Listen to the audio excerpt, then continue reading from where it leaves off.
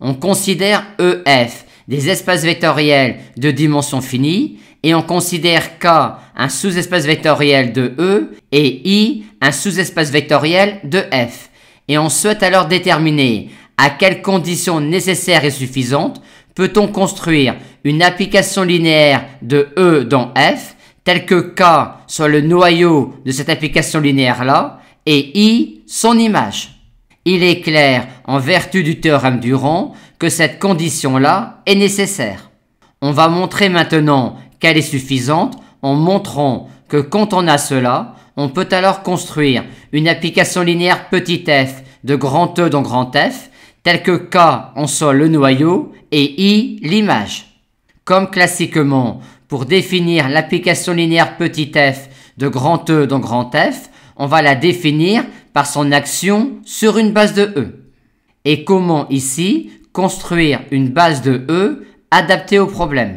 Vu que dans les contraintes, on devra envoyer les vecteurs de K sur le vecteur nul par petit f, on va considérer une décomposition de E en la somme directe de K et d'un supplémentaire H de K dans E.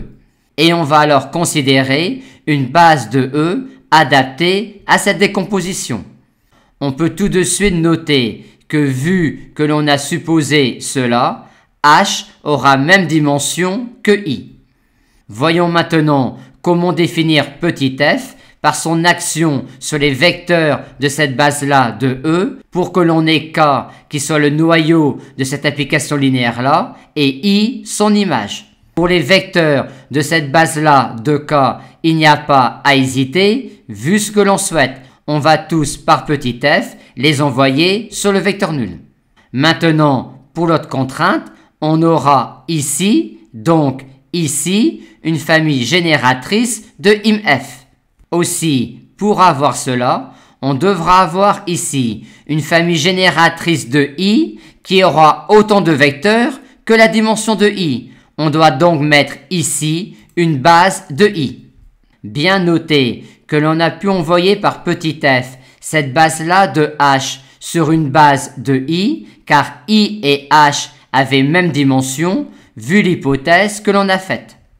Et maintenant, c'est terminé. L'application linéaire petit f est parfaitement définie, car on a donné son action sur une base de E. On a alors tout de suite que im de f est bien I, vu que l'on a envoyé ces vecteurs-là par petit f sur une base de I.